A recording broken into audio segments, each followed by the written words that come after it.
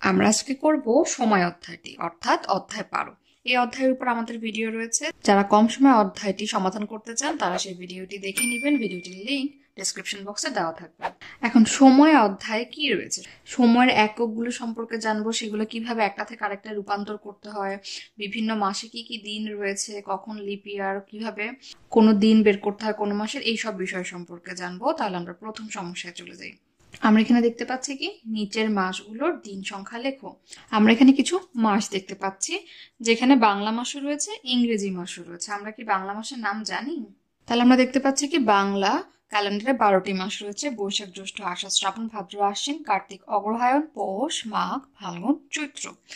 এখন আমাদের মনে রাখতে হবে কি প্রথম 6টা মাস, এই যে প্রথম 6টা মাস আমরা দেখতে পাচ্ছি, এগুলো নতুন ক্যালেন্ডার অনুযায়ী এই মাসগুলোতে কতগুলো দিন রয়েছে? 31 দিন করে রয়েছে, এবং বাকি মাসগুলোতে 30 দিন করে রয়েছে।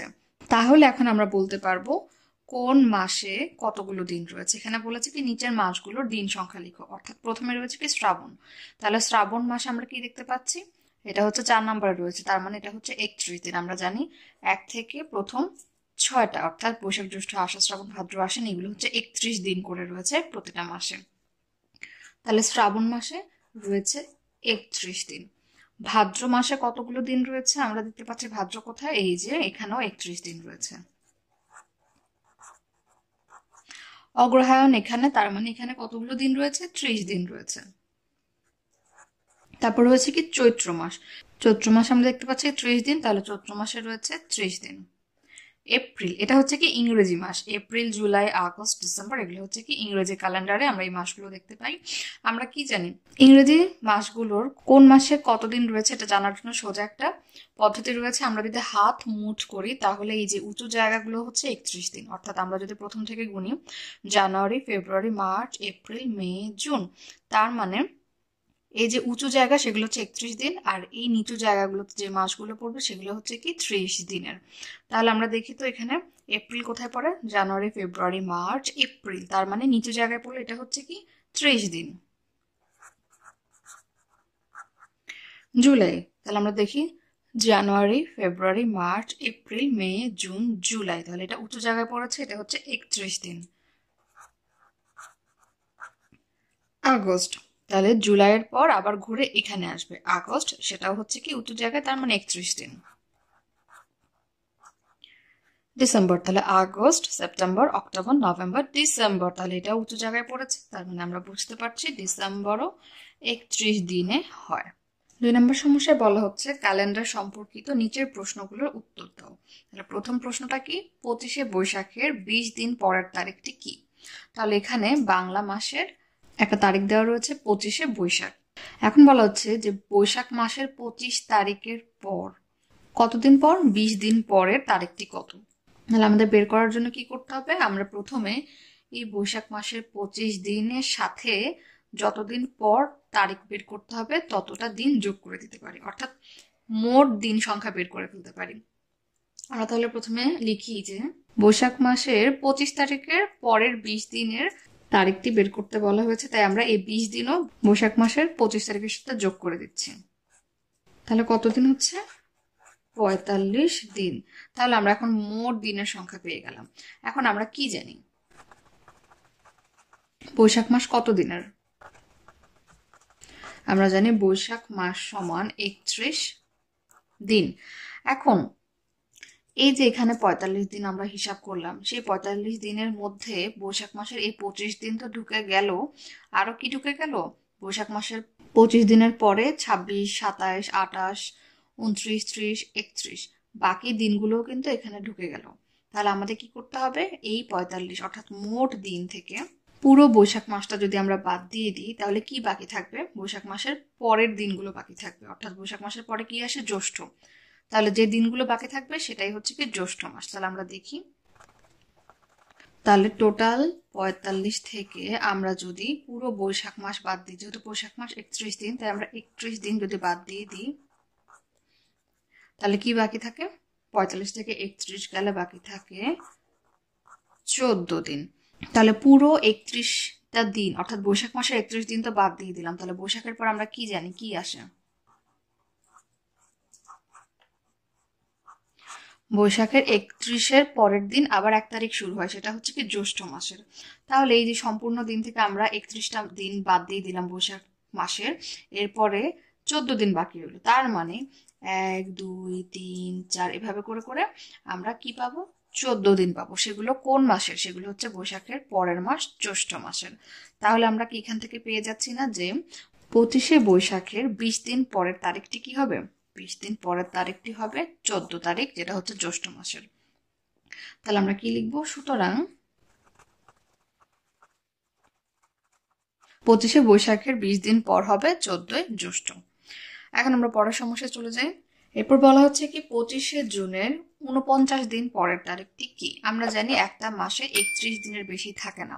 তার মানে 25শে জুনের 49 দিন পরের তারিখটি নিশ্চয়ই অনেক দূরে থাকবে, অর্থাৎ জুনের পর জুলাই মাস। জুলাই মাস 30 দিনের, তাহলে আমরা তো দেখতে পাচ্ছি এখানে 30 থেকে বেশি রয়েছে। তার মানে আমরা বুঝতে পারছি 49 দিন পরের তারিখটি আগস্ট মাসে চলে যাবে। তাহলে আমরা হিসাব করি, জুন মাস কত দিনের আমরা কি জানি?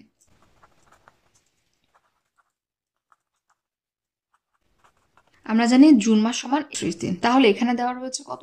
25শে জুন, অর্থাৎ জুন মাস সম্পূর্ণ দেওয়া নেই। তাহলে আমরা যদি জুন মাস সম্পূর্ণ করতে চাই, 25 দিনের সাথে আরো কত দিন যোগ করতে হবে? আরো 5 দিন যোগ করতে হবে। তাহলে আমরা কি লিখতে পারি? 25 যোগ 5 বা 30 দিন,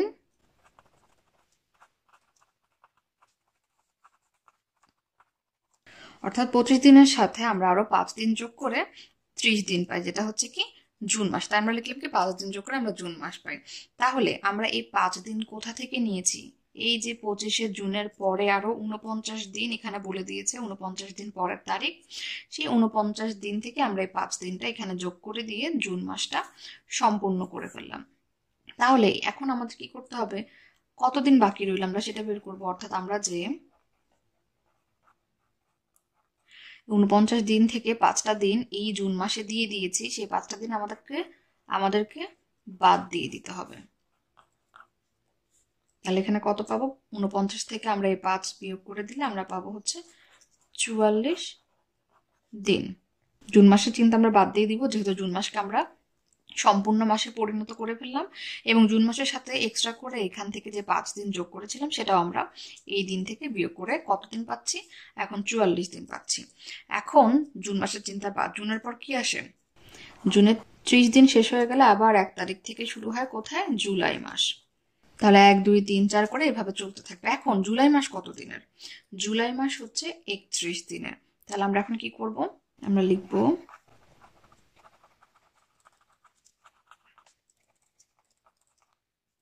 জুলাই মাসে 31 দিন। তার মানে এখন যে দিনগুলো বাকি রয়েছে সেখান থেকে আমরা এই জুলাই মাসটা বাদ দিয়ে দিব, কেননা জুনের পরে জুলাই। তাহলে আমরা কি করব? এই 44 বিয়োগ 31 দিন, অর্থাৎ এটা হচ্ছে জুলাই মাস। তাহলে কত পাচ্ছি আমরা? এখানে পাচ্ছি বিয়োগ করলে 13 দিন। এই যে 13 দিন বাকি রয়েছে, তার মানে কি? অর্থাৎ জুন মাস আমরা শেষ করলাম, এরপর আমরা কি করলাম? বাকি দিন 44 থেকে পুরো জুলাই মাস বাদ দিলাম, অর্থাৎ জুলাই মাস 31 দিনের এই 31 দিনও বাদ দিয়ে দিলাম। এরপর দিন বাকি রইল কতগুলো? 13 দিন। অর্থাৎ এই 31 দিনের পর যে 13 দিন বাকি রয়েছে সেগুলো কিভাবে শুরু হবে? আবার 1 2 3 4 এভাবে করে করে 13টা দিন। তাহলে এটা কোন মাসের? জুলাইয়ের পর কোন মাস আসে? আগস্ট মাস আসে। তাহলে আমরা বুঝতে পারছি এখন যে 13টা দিন বাকি রয়েছে সেগুলো হচ্ছে আগস্ট মাসে। তার মানে আমরা কি লিখতে পারছি? 25শে জুনের 49 দিন পরের তারিখটি হচ্ছে কি? আগস্টের 13 তারিখ।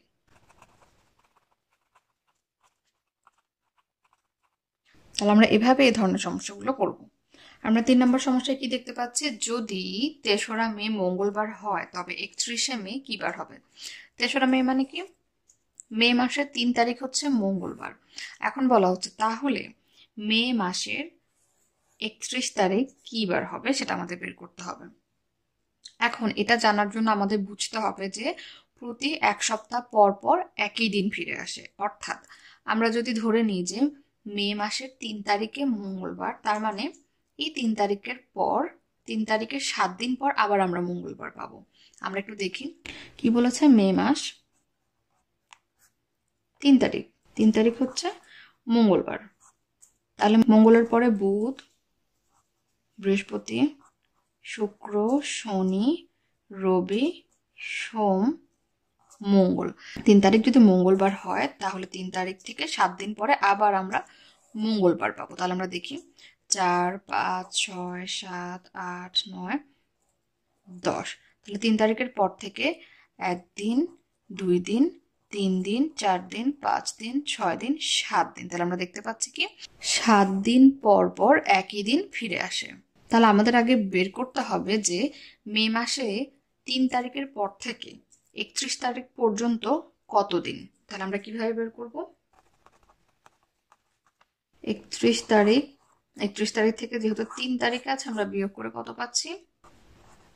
28 দিন। তাহলে আমরা এখন জেনে গেলাম কি 3 তারিখ থেকে 31 তারিখ পর্যন্ত কত দিন? 28 দিন। এখন আমরা দেখব যেহেতু 7 দিন পর পর একই দিন ফিরে আসে তাহলে আমরা কি করব? 28কে 7 দিয়ে ভাগ করব। 28কে আমরা যদি 7 দিয়ে ভাগ করি তখন আমরা বুঝে যাব কি সেখানে কয়টা সপ্তাহ পাওয়া যাচ্ছে। তাহলে আমরা কি লিখব? তাহলে 28কে যদি আমরা 7 দিয়ে ভাগ করি কত পাই? 4 7 28। তাহলে আমরা প্রথমে কি করলাম? 3 তারিখ থেকে 31 তারিখ পর্যন্ত কতদিন সেটা বের করলাম, 28 দিন। এই 28 দিনে কয়টা সপ্তাহ পাচ্ছি আমরা? 7 দিয়ে ভাগ করলাম, যেহেতু 7 দিন পর পর একই দিন ফিরে আসে আমরা 7 দিয়ে ভাগ করে পাচ্ছি 4 সপ্তাহ। তাহলে 4 সপ্তাহ মানে কতদিন? প্রথম সপ্তাহ মানে কি 1 সপ্তাহ মানে 7 দিন। 2 সপ্তাহে যে 7 দুগুণে 14 দিন, তারপরে 21 দিন, 3 সাথে 21 দিন, 4 সাথে 28 দিন। তাহলে আমরা দেখতে পাচ্ছি কি আমরা এখানে 4 সপ্তাহে কিন্তু বের করেছি। তাহলে 4 সপ্তাহে 28 দিন পড়ছে, তার মানে 28তম দিন আমরা কি পাচ্ছি? আবার মঙ্গলবার পাচ্ছি। যেহেতু এই যে 3 তারিখ আমরা মঙ্গলবার পেয়েছিলাম, এরপর থেকে 1 সপ্তাহ, 3 তারিখের 1 সপ্তাহ বা 7 দিন পর আমরা কি পেয়েছিলাম? আবার মঙ্গলবার পেয়েছি। তার 1 সপ্তাহ পর আমরা আবার মঙ্গলবার পাচ্ছি, তার 1 সপ্তাহ পর আবার মঙ্গলবার পাচ্ছি, এবং তার 1 সপ্তাহ পর আমরা আবার মঙ্গলবার পাচ্ছি। তাহলে আমরা কি লিখবো? 31শে মে আমরা কি বার পাচ্ছি? মঙ্গলবার পাচ্ছি। আমরা চাইলে এখানে লিখে দিতে পারি কি যে 28তম দিন মঙ্গলবার। সুতরাং 31শে মে হচ্ছে মঙ্গলবার। পরের সমস্যায় বলা হচ্ছে যদি 1 অক্টোবর শনিবার হয় তবে 31 অক্টোবর কত? তাহলে আমরা অক্টোবর মাসের 1 তারিখ নিয়ে কথা বলছি, সেদিন হচ্ছে শনিবার। এখন বলা হচ্ছে যে অক্টোবর মাসের 31 তারিখে কি বার? আমরা একইভাবে করব, আমরা প্রথমে দিনের সংখ্যা বের করে ফেলি, অর্থাৎ অক্টোবর মাসের এই 1 তারিখ থেকে অক্টোবর মাসের 31 তারিখ পর্যন্ত কত দিন? আমরা এখানে কি লিখব? 31 বিয়োগ 1 বা কতদিন এটা? আমরা দেখতে পাচ্ছি 30 দিন। এখন আমরা কি জানি যে 7 দিন পর পর একই বার ফিরে আসে। তাহলে 7 দিন পর পর একই বার ফিরে আসে, যেটা আমরা এখানে দেখিয়েছি। তাহলে আমরা এখন কি করব? আমরা এই যে 30 দিনে কয় সপ্তাহ বের করব। তাহলে আমরা এটার জন্য কি করব? 30কে আমরা 7 দিয়ে ভাগ করব, যেহেতু 7 দিন পর পর 1 সপ্তাহ পর পর একইবার ফিরে আসে। তাহলে আমরা কি করব? 30 দিনে কয় সপ্তাহ পাবো? 30 ভাগ 7 সপ্তাহ। এখন আমরা যদি ভাগ করি কি পাবো?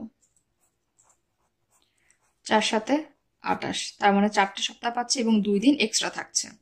তাহলে আমরা এখানে কি লিখতে পারি?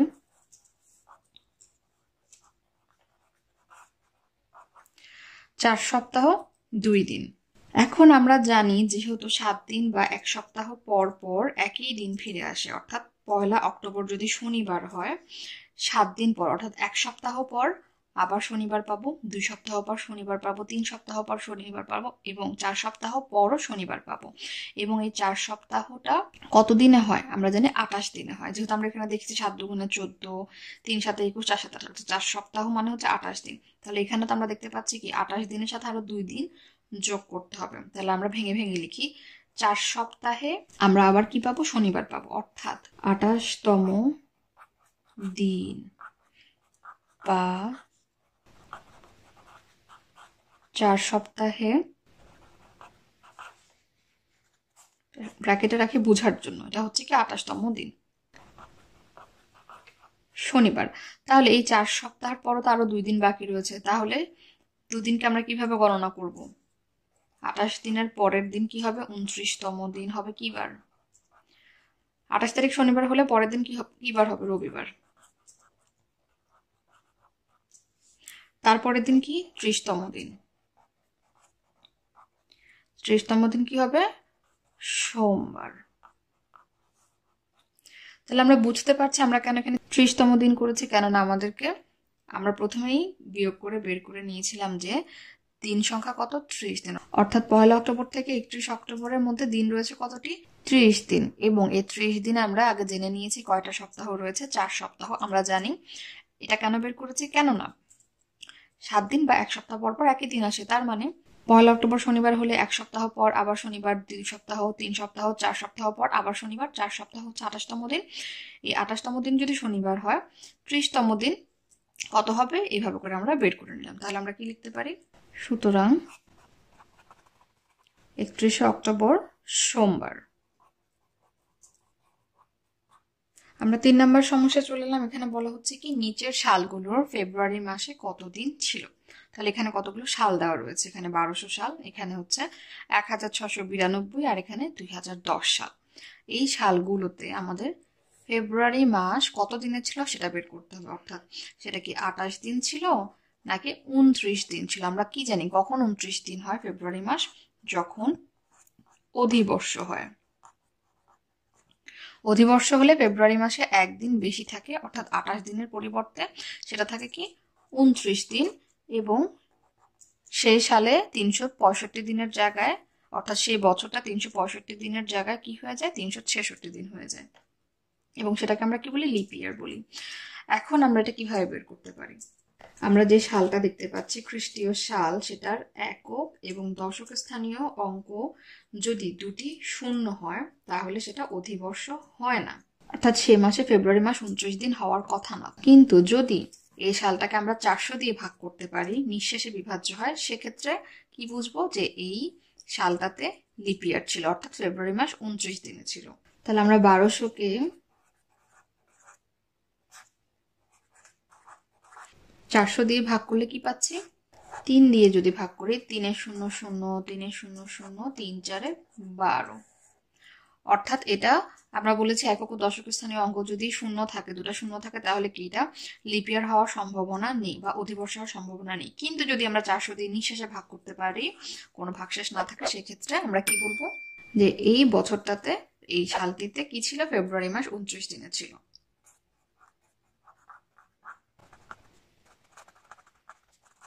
অর্থাৎ সেটা হচ্ছে কি অধিবর্ষ ছিল। এখন আমরা দেখতে পাচ্ছি কি, আমরা এখানে দেখতে পাচ্ছি কি 1692, যেটা শতাব্দীর বছর নয়, এটা কি শতাব্দীর বছর ছিল। এখন এটাকে আমরা এরকম সংখ্যাগুলোকে আমরা কি করব? 4 দিয়ে ভাগ করব। 4 দিয়ে ভাগ করলে আমরা কি দেখতে পাচ্ছি? 4 4 16, ভাগ যায় না, তাহলে আমরা 9 নামালাম, 4 দুগুণে 8, বিয়োগ গেলে 1 থাকে, 2 নামালাম, 3 4 12। তাহলে আমরা দেখতে পাচ্ছি কি নিঃশেষে বিভাজ্য, তার মানে এটা কি? এটা হচ্ছে অধিবর্ষ, অর্থাৎ ফেব্রুয়ারি মাস ছিল 29 দিন। তাহলে এটাও ছিল অধিবর্ষ বা লিপ ইয়ার। এখন আমরা এখানে চলে আসি 2010। এখানেও আমরা কি করব? 4 দিয়ে ভাগ করব। যদি এমন থাকে শূন্যযুক্ত, তাহলে আমরা কি করব? 400 দিয়ে ভাগ করে দেখব। তাহলে 4 5 20, 1 নামালাম, ভাগ যাচ্ছে না, এই অঙ্কটিও নামালাম, তাহলে পরপর দুটি অঙ্ক নামালে একটা শূন্য বসাই আমরা। এখন কি 4 দুগুণে 8, বিয়োগ করলে 2। তাহলে আমরা দেখতে পাচ্ছি কি ভাগশেষ 2 রয়ে যাচ্ছে, নিঃশেষে বিভাজ্য হচ্ছে না। তার মানে আমরা বলতে পারবো কি এখানে ফেব্রুয়ারি মাস ছিল 28 দিন। কেননা নিঃশেষে বিভাজ্য হলে আমরা বলতে পারতাম কি সেটা অধিবর্ষ, তার মানে একদিন বেশি থাকবে, এখানে 29 দিন হবে, তার মানে এটা হচ্ছে কি অধিবর্ষ নয়। 4 নম্বর সমস্যায় বলা হচ্ছে 2016 সালটি অধিবর্ষ ছিল। 1 জানুয়ারি 2016 শুক্রবার হলে 31 ডিসেম্বর 2016 কি বার হবে? তাহলে 2016 সালটি আমরা দেখতে পাচ্ছি কি অধিবর্ষ ছিল, তার মানে সেখানে ফেব্রুয়ারি মাসে একটা দিন বেশি ছিল। তার মানে 2016 সালটিতে কত দিন ছিল?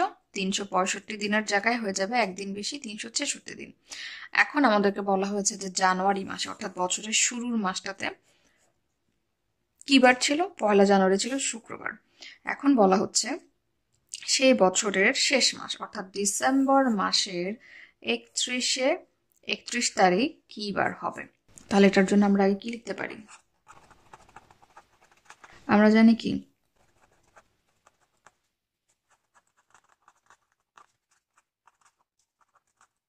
আমরা জানি কি 2016 সালে 366 দিন ছিল।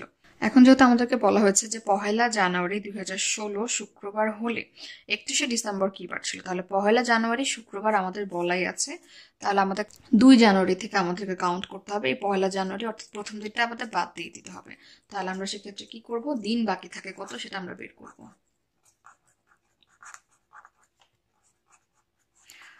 অর্থাৎ যে দিনটা উল্লেখ থাকবে সেই দিনটা আমরা কখনো ধরবো না, তার পরের দিন থেকে আমরা হিসাব শুরু করব। তাই আমাদের কি করতে হবে? এই 366 দিন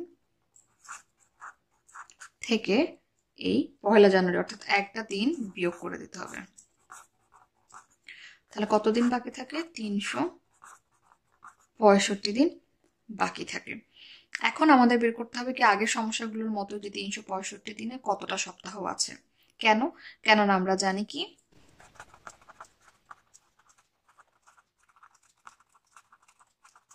কারণ আমরা জানি 7 দিন বা 1 সপ্তাহ পর পর একই বার ফিরে আসে। 1 সপ্তাহ মানে 7 দিন। এখন 1 তারিখ যদি শুক্রবার হয় তাহলে এরপর থেকে 7 দিন পরে আমরা আবার শুক্রবার পাবো, অর্থাৎ 1 সপ্তাহ পর আবার শুক্রবার পাবো। এভাবে সেই দিনগুলোতে যতগুলো সপ্তাহ থাকবে প্রতিটা সপ্তাহে আমরা শুক্রবার পাবো। তাহলে এটা আমাদের জেনে নিতে হবে। তাহলে আমরা কি করব? আমরা বের করব সপ্তাহ আছে 365 ভাগ 7। তাহলে ভাগ করি, 5 7 35, বিয়োগ করলে থাকে 1, ভাগ জানা তাই 5 নামালাম, 7 2 14, বিয়োগ করলে 1। তার মানে আমরা দেখতে পাচ্ছি 52টা সপ্তাহ থাকে এবং একদিন বাড়তি থাকে। তাহলে আমরা কি লিখবো?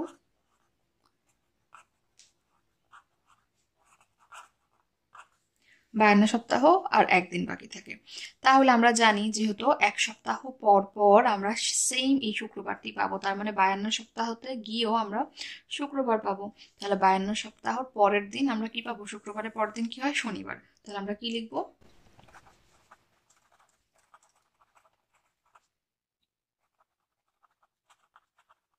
অর্থাৎ 31 ডিসেম্বর, তার মানে 52 সপ্তাহে শুক্রবার পাবো, মানে কি এটা ছিল কি 30 ডিসেম্বর।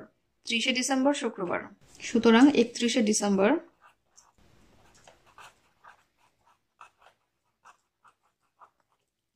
কিবার পাবো? শুক্রবারের পর দিন হচ্ছে শনিবার। তাহলে আমাদের উত্তর হচ্ছে কি 31 ডিসেম্বর আমরা শনিবার পাবো। 5 নম্বরে বলা হচ্ছে নিচের সালগুলো কোন শতাব্দীর। তাহলে এখানে কয়েকটা সাল দেওয়া রয়েছে 108, 1015, 2001। তাহলে এইগুলোর উত্তর দেওয়ার জন্য আমাদের আগে বুঝতে হবে কি শতাব্দী কি। আমরা কি জানি? আমরা যদি ধারাবাহিকভাবে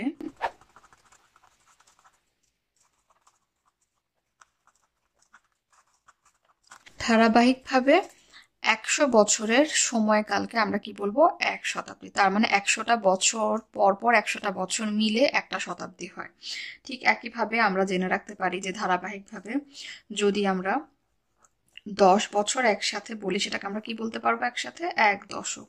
অর্থাৎ 1 দশক শুনলে আমরা বুঝবো কি সেখানে 10 বছরকে বোঝানো হয়েছে।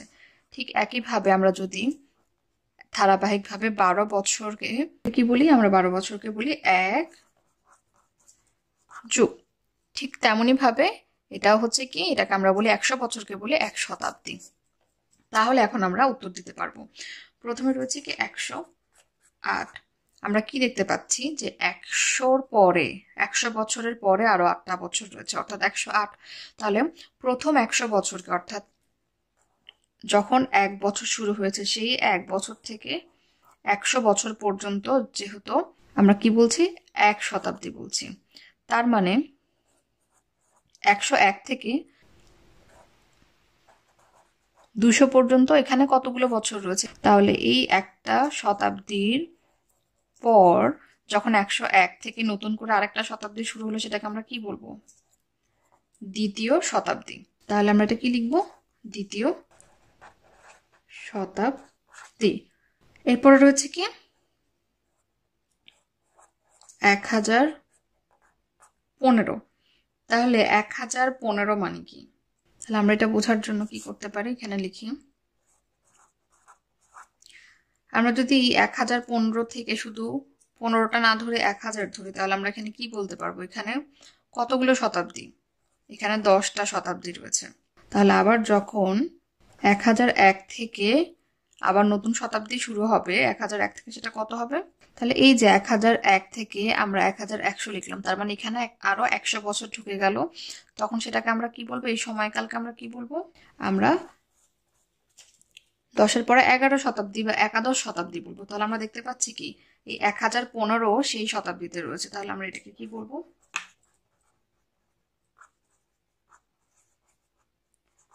একাদশ শতাব্দী। এরপরে রয়েছে কি 2001। তাহলে 2000 সাল মানে কি? এখানে 20 শতক রয়েছে, তার মানে কি এটাকে আমরা বলতে পারি কি বিংশ। তাহলে আমরা 20কে ক্রমবাচক সংখ্যায় কি বলি? বিংশ বলি। তাহলে 2001 থেকে আবার যে শতাব্দীটা শুরু হবে সেটাকে আমরা কি বলবো? একবিংশ। অর্থাৎ সেটা হচ্ছে কি 21।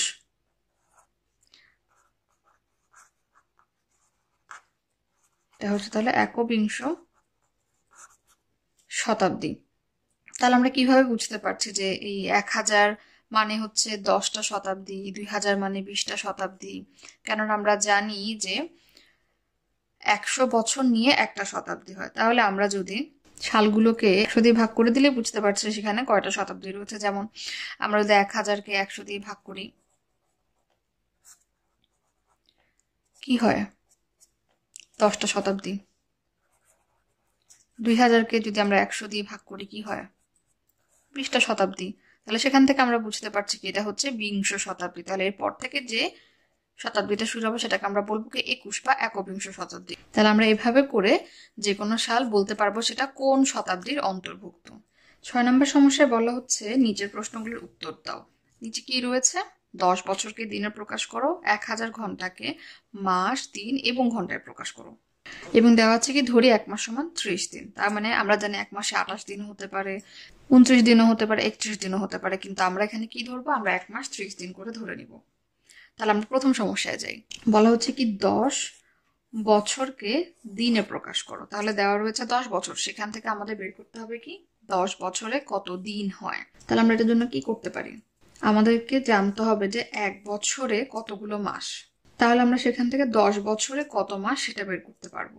অর্থাৎ বছর থেকে আমরা সরাসরি দিনে যাব না, আমরা বছর থেকে মাসে যাব, তারপর আমরা মাস থেকে দিনে যাব, এক একটা ধাপ ভেঙে ভেঙে যাব। অর্থাৎ বছর থেকে মাস ছোট একক, মাস থেকে দিন ছোট একক, আমরা ধাপে ধাপে যাব। তাহলে আমরা কি লিখতে পারি?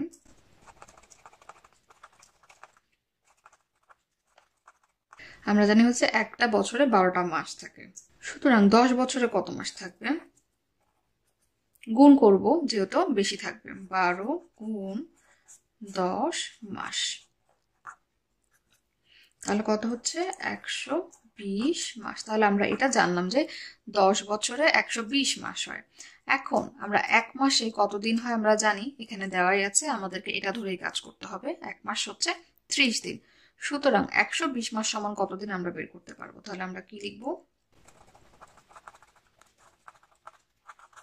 1 মাস সমান 30 দিন। সুতরাং 120 মাস সমান গুণ যেহেতু বেশি হবে এত দিন। তাহলে আমরা গুণ করলে কত পাই? 3 দুগুণে 6, 3 একে 3, আর এই দুটো শূন্য বসিয়ে দিলাম। আমরা না পারলে রাফে করব। তাহলে আমরা কি পেয়ে গেলাম? আমরা আলটিমেটলি কি বের করলাম? 10 বছর সমান 3600 দিন। এই হচ্ছে আমাদের উত্তর। এখন আমরা কি করব? পরবর্তী সমস্যায় যাই, অর্থাৎ খতে যাই। বলা হয়েছে কি 1000 ঘন্টাকে মাস, দিন এবং ঘন্টায় প্রকাশ করো। তাহলে প্রশ্ন দেওয়া রয়েছে ঘন্টায়, 1000 ঘন্টা। তাহলে ঘন্টা থেকে বড় কি? আমরা জানি দিন। দিন থেকে বড় মাস। তার মানে আমরা আগে ঘন্টা থেকে দিনে যাব, তারপর দিন থেকে মাসে যাব। আমরা ধাপে ধাপে যাব, যেটা এখানেও করেছি। তাহলে আমরা কি জানি? যেহেতু এখানে ঘন্টা রয়েছে, আমরা কি বলতে পারবো? 24 ঘন্টা সমান 1 দিন। তাহলে 1000 ঘন্টায় কতদিন আমরা বের করতে পারবো না? তাহলে আমরা কি লিখবো? আমরা জানি 24 ঘন্টা সমান একদিন, এগুলো কিন্তু আমরা ছোট ক্লাসে পড়ে এসেছি। তাহলে 1000 ঘন্টায় কতদিন হবে? আমরা ঐকিক নিয়মও বের করতে পারি অথবা সরাসরি ভাগ করেও করতে পারি। তাহলে যেহেতু 24 ঘন্টা একদিন, সুতরাং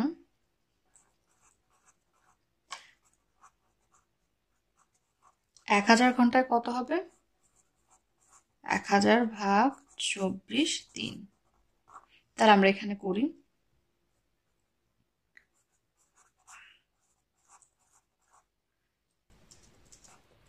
4 24 কত হয়? 96। বিয়োগ করলে আমরা কত পাচ্ছি? এখানে পাচ্ছি 4, ভাগ যায় না, তো আমরা শূন্য নামালাম। এখন আমরা কত পাচ্ছি? 24 একে 24, বিয়োগ করলে কত থাকে? এখানে থাকে 6, এখানে থাকে 1। তাহলে আমরা দেখতে পাচ্ছি কি ভাগফল 41 এবং ভাগশেষ 16। তাহলে যেটা ভাগফল পেলাম সেটাই হচ্ছে কি আমাদের দিন, আর যেটা অবশিষ্ট পেলাম সেটা হচ্ছে কি ঘন্টা। তাহলে আমরা এখানে কি পাচ্ছি? 41 দিন 16 ঘন্টা। তাহলে আমরা দিন ঘন্টায় প্রকাশ করে ফেললাম। এখন আমরা মাসে প্রকাশ করব। তাহলে 1000 ঘন্টা সমান কত মাস? এটার জন্য আমরা কি করতে পারি? আমরা কি জানি? এখানে দেওয়াই রয়েছে 1 মাস সমান 30 দিন। তাহলে এই যে এখানে দিন 16 ঘন্টা পেলাম, সেখান থেকে আমরা কি করব? সেখান থেকে 30 দিন নিয়ে আমরা 1 মাস বানিয়ে ফেলবো। অর্থাৎ 41 দিন থেকে আমরা যদি 30 দিন সরিয়ে ফেলি, তার মানে কি আমরা 1 মাস সরিয়ে ফেললাম। তাহলে বাকি থাকবে কত? সেটা বের করার জন্য আমরা কি করব? বাকি থাকবে হচ্ছে এই 41 বিয়োগ 30 দিন। তাহলে বিয়োগ করলে আমরা কত পাচ্ছি? 11 দিন। তার মানে এই যে 1 মাস সমান 30 দিন, এই 30 দিনই তো হচ্ছে 1 মাস। তাহলে আমরা কি পাচ্ছি? 1 মাস এবং বিয়োগ করার পর বাকি রইল 11 দিন। তাহলে 1 মাস 11 দিন। তাহলে আমরা এখান থেকে কি পাচ্ছি? এই যে 1 মাস, এখান থেকে লিখলাম 11 দিন, আর এখান থেকে কি পেয়েছিলাম? অবশিষ্ট 16 ঘন্টা। তাহলে আমরা কি করতে পারলাম? 1 মাস 11 দিন ঘন্টায় কি 16 ঘন্টায় প্রকাশ করতে পারলাম। কাকে? 1000 ঘন্টাকে। তাহলে আমরা বুঝতে পারলাম যে আমাদের কিভাবে করতে হবে। 7 নম্বর সমস্যায় বলা হচ্ছে কি নিচের 12 ঘন্টা সময়সূচিতে লেখা সময়কে 24 ঘন্টা সময়সূচিতে প্রকাশ করো। অর্থাৎ আমরা জানি সময়কে আমরা 12 ঘন্টার ফরম্যাটেও বলতে পারি, 24 ঘন্টা ফরম্যাটেও বলতে পারি। যেমন আমরা যদি একটা ঘড়ি আঁকি, এটাতে আমরা কি বলি? 12 ঘন্টার ফরম্যাটে আমরা কি বলি? যে দুপুর 1টা বাজে, রাত 1টা বাজে, 12টা বাজে, অর্থাৎ 1টা থেকে 12টা পর্যন্তই এখানে সীমাবদ্ধ। আবার আমরা ডিজিটাল ঘড়িগুলোতে কি দেখি? সেখানে লেখা থাকে কি 23টা 12 বাজে। তাহলে এই যে 23টা 12 বাজে, সেটা আমরা কোন সময়সূচিতে বলছি? 24 ঘন্টা সময়সূচিতে বলছি। সেটা কিভাবে হয় আমরা জানি। আমরা যদি রাত 12টার পর থেকে শুরু করি, 1 2 3 4 5 6 7 8 9 10 11, সকাল 11টা, এরপরে 12টা, তারপরে আমরা দুপুরে কি বলি?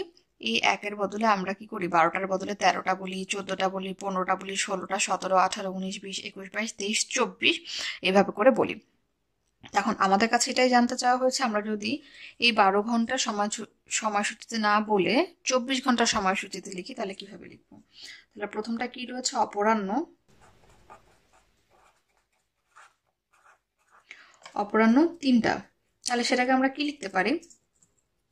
অপরাহ্ন মানে কি দুপুর বেলা বোঝানো হয়েছে, এবং আমরা জানি 3টা মানে কি দুপুর 3টা মানে এখানে। তাহলে আমরা যদি 24 ঘন্টা সময়সূচিতে বলতে চাই, তাহলে 12টার পরে আমার 1 2 3 এখানে আসতে হবে। তাহলে 12টার পরে আমরা কি বলবো? 13টা 14টা 15টা, অর্থাৎ 3টা হবে কি 15টা। তাহলে সেটার জন্য আমাদের কি করতে হবে? আমাদের 12 যোগ করতে হবে, কেননা 12টার পরেই তো 3 পর্যন্ত আমাদের কিভাবে আসতে হবে? 13 14 15। তাই আমরা 12-র সাথে এই 3 যোগ করে দিলে আমরা কি পেয়ে যাব? 15টা। এরপরে রয়েছে কি অপরাহ্ন 11টা 42। তাহলে আমরা জানি অপরাহ্ন মানে কি আমরা দুপুর পর থেকে 12টার পর থেকে হিসাব করছি। তাহলে এখানে সেই 12টা যোগ করতে হবে, আর এখানে 11টা 42 লিখতে হবে। এখন আমরা যদি উপর নিচে যোগ করে কি পাবো? আমরা এই 12টাকে এভাবে লিখতে পারি, যোগ 11 অর্থাৎ আমরা যদি এখন উপর নিচে যোগ করি আমরা কি পাবো? 23 ঘন্টা 42 মিনিট। অর্থাৎ এই যে অপরাহ্ন মানে তো দুপুরবেলা, তাহলে 12টার পর থেকে আরো 11 ঘন্টা আমাদের যেতে হবে। অর্থাৎ 13, 14, 15, 16, 17, 18, 19, 20, 21, 22, 23। তাহলে 12টার পর থেকে আমরা যদি 11 ঘন্টা যাই তাহলে আমরা পাচ্ছি 23 ঘন্টা আর মিনিট 42 মিনিটটা যোগ করে আমরা পাচ্ছি 23 ঘন্টা 42 মিনিট। এখন আমরা যাব 3-এ, পূর্বাহ্ন। কত? তাহলে এখানে মানে কি পূর্বাহ্ন এভাবে লেখা মানে হচ্ছে কি রাত 11:59 পর যখন 12টা হয়, রাত 12টা যখন বাজে তখন কিন্তু আমরা এইভাবে লিখি না। আমরা কিভাবে লিখি? ঘন্টাতে শূন্য থাকে আর মিনিটের কাটায় আমরা লিখি। এভাবে করে করে যখন একবার ঘুরে ঘন্টার কাটা এখানে আসে তখন আমরা কি বলি, এবং মিনিটের কাটা এখানে আসে তখন আমরা কি বলি? তখন আমরা সেটাকে লিখি এভাবে যে 1টা বাজে, রাত 1টা। তার মানে যখন পূর্বাহ্ন হয়েছে, পূর্বাহ্ন বোঝানো হয়েছে, তার মানে কি আমরা এই 12 যোগ করব না। কেননা আমরা 12 কখন যোগ করি? যখন অপরাহ্ন অর্থাৎ দুপুর হয়। তাহলে এটা যেভাবে ছিল সেভাবেই থেকে যাবে। এরপরে কি? পূর্বাহ্ন 12। তাহলে এটাও আমরা দেখতে পাচ্ছি দুপুর বোঝানো হচ্ছে না, তার মানে আমরা এখানেও যোগ করব না কিছু, যেমনটি রয়েছে তেমনটাই হবে। অর্থাৎ 12 ঘন্টা সময়সূচিতে যা থাকবে 24 ঘন্টা সময়সূচিতেও আমরা তাই পাবো। কারণ আমরা জানি 24 ঘন্টা সময়সূচিতে একবার 12 পর্যন্ত ঘুরে আসলে তারপর যখন আবার 13-14 হবে, অর্থাৎ দুপুরের সময়টা বোঝানো হবে রাত 12টার আগ পর্যন্ত, সেই সময়টার জন্য আমরা এক্সট্রা করে 12 যোগ করব। 8 নম্বর সমস্যায় বলা হচ্ছে কি নিচে 24 ঘন্টা সময়সূচিতে লেখা সময়কে 12 ঘন্টা সময়সূচিতে প্রকাশ করো। অর্থাৎ আগের সমস্যার উল্টো সমস্যা।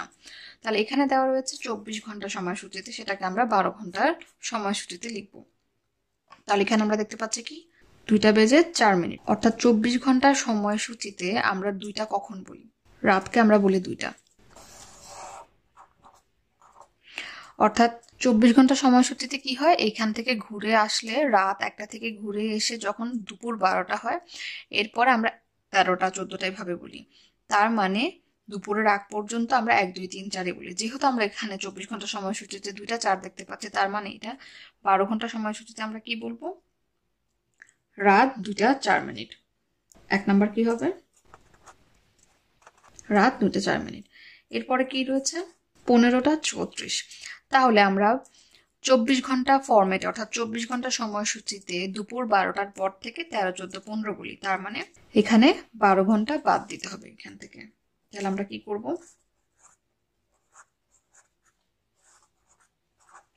12 ঘন্টা বাদ দিলে আমরা কি পাই? সেটা হচ্ছে কি দুপুর।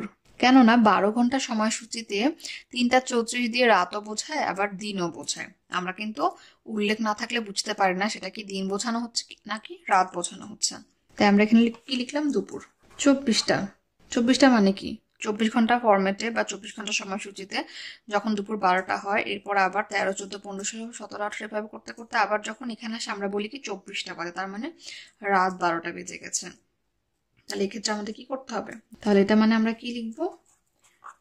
রাত 12টা লিখবো। 21টা 13 মিনিট মানে কি 12টার পরে আমরা কি করলাম যে 15, 16, 17, 18, 19, 20, 21, অর্থাৎ রাত বোঝানো হচ্ছে 21টা 13 মিনিট। তাহলে যেহেতু দুপুরের পরের হিসাবে চলে গেছে, তাহলে আমাদের কি করতে হবে? আমরা বিয়োগ করব। 21টা 13 মিনিট থেকে আমরা কি করব? 12 বিয়োগ করব। তাহলে আমরা কত পাচ্ছি?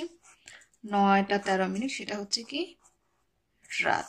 তাহলে আশা করি আমরা এই 24 ঘন্টা এবং 12 ঘন্টা সময়সূচি বুঝতে পেরেছি। আমরা সর্বশেষ সমস্যায় চলে এসেছি। এখানে বলা হয়েছে কি একটি ট্রেন কোন শহর 11টা 50 মিনিটে ত্যাগ করে 15টা 25 মিনিটে গন্তব্যে পৌঁছায়। ট্রেনটির কত ঘন্টা কত মিনিট সময় লাগে? তাহলে একটা সময় ছেড়েছে এবং একটা সময়ে যে সেই শহরটাতে পৌঁছে গিয়েছে, তাহলে বলা হচ্ছে যে তার কত ঘন্টা কত মিনিট সময় লেগেছে, অর্থাৎ কতক্ষণ সে ট্রেনে ছিল। তাহলে আমরা কি জানি? আমরা এখানে লিখতে পারি কি গন্তব্যে পৌঁছায় কত মিনিটে? 15 ঘন্টা 25 মিনিটে। তাহলে আমরা এখানে এভাবেও লিখতে পারি মিনিট। এবং ত্যাগ করে 11 ঘন্টা 50 মিনিট। এখন আমরা বিয়োগ করে দিব। সুতরাং সময় লাগে এখন আমরা এটা কেন করলাম, কেননা তিনি 11:50 ত্যাগ করেছেন, তাহলে পৌঁছেছেন আরো বেশি সময়ে গিয়ে, তাহলে আমরা বেশি সময় থেকে কম সময়টাই বিয়োগ করব। আমরা নিশ্চয়ই সময়ের যোগ বিয়োগ পারি, আমরা 25 থেকে 50 মিনিট বিয়োগ করতে পারছি না, কেননা 25 মিনিট কম, কম থেকে তো আমরা বেশিটা বিয়োগ করতে পারি না। সেক্ষেত্রে আমাদের কি করতে হবে, ঘন্টার ঘরে আসতে হবে। আমরা নর্মাল যোগ বিয়োগ যেভাবে করি সেভাবে কিন্তু হবে না, আমরা কিন্তু চতুর্থ শ্রেণীতেও করেছি। তাহলে আমরা 15 থেকে 1 ঘন্টা এখানে ধার নিব। আমরা এগুলো কিন্তু রাফের এমনি দেখাচ্ছি, এগুলো কিভাবে লিখবো না। এখান থেকে যখন 1 ঘন্টা ধার নিলাম, এখন কি আমরা 1 ঘন্টা 25-এর সাথে যোগ করতে পারছি না, কেননা এটা ঘন্টায় রয়েছে আর এটার একক মিনিটে রয়েছে। আমাদের কি করতে হবে, 1 ঘন্টা সমান আমরা কি জানি 60 মিনিট। এখন আমরা এই মিনিট আর এই মিনিট যোগ করতে পারছি, অর্থাৎ 25-এর সাথে 60 যোগ করলে আমরা কত পাচ্ছি, আমরা পাচ্ছি 85। তাহলে এটা আমরা বোঝানোর জন্য এভাবে লিখলাম। নর্মালি আমরা এই 15 থেকে এখানে 1 ঘন্টা ধার করবো, এই 1 ঘন্টায় সমান 60 মিনিট, 60-এর সাথে 25 যোগ করলে হয় 85। এখন আমরা 85 মিনিট থেকে 50 বিয়োগ করলে কত পাবো, 35 পাবো। তাহলে এখান থেকে 1 ঘন্টা ধার করেছি, তাহলে এখানে কি হয়ে গেল, এখানে 14 ঘন্টা হয়ে গেল। তাহলে 14 ঘন্টা থেকে 11 ঘন্টা বাদ গেলে কত থাকে, 3। তাহলে আমরা কত পাচ্ছি, 3 ঘন্টা 35 মিনিট, বা 3 ঘন্টা 35 মিনিটও লিখতে পারি। তাহলে তার কত ঘন্টা সময় লেগেছে যেতে, তার 3 ঘন্টা 35 মিনিট সময় লেগেছে। উত্তর হচ্ছে এটা। তাহলে আশা করি আমাদের সময় অধ্যায়ে আর কোনো সমস্যা থাকবে না। যদি কোনো সমস্যা থেকে থাকে, আমরা জানি আমাদের ফেসবুকে গ্রুপ রয়েছে, সেখানে আমরা প্রশ্ন করব। এছাড়া আমরা কমেন্টেও কি কি প্রবলেম রয়েছে সেগুলো জানাতে পারি। এছাড়া আমাদের আরেকটি চ্যানেল রয়েছে 90 ডিগ্রি আর্লিস, যা আমরা জানি। এই চ্যানেলটিতে অবশ্যই ঘুরে আসার আমন্ত্রণ রইল। এই চ্যানেলে আমরা আমাদের জার্মান লাইফ নিয়ে কথা বলে থাকি, অনেক মজার মজার জায়গা দেখিয়ে থাকি। এই চ্যানেলটি যদি ভালো লেগে থাকে তাহলে অবশ্যই আমাদের সাথে থাকবেন কমেন্ট করে এবং সাবস্ক্রাইব করে।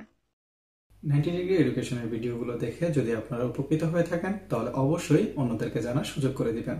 আর আমাদের ভিডিওগুলো অবশ্যই বাণিজ্যিকভাবে ব্যবহার থেকে বিরত থাকবেন। ধন্যবাদ সবাইকে।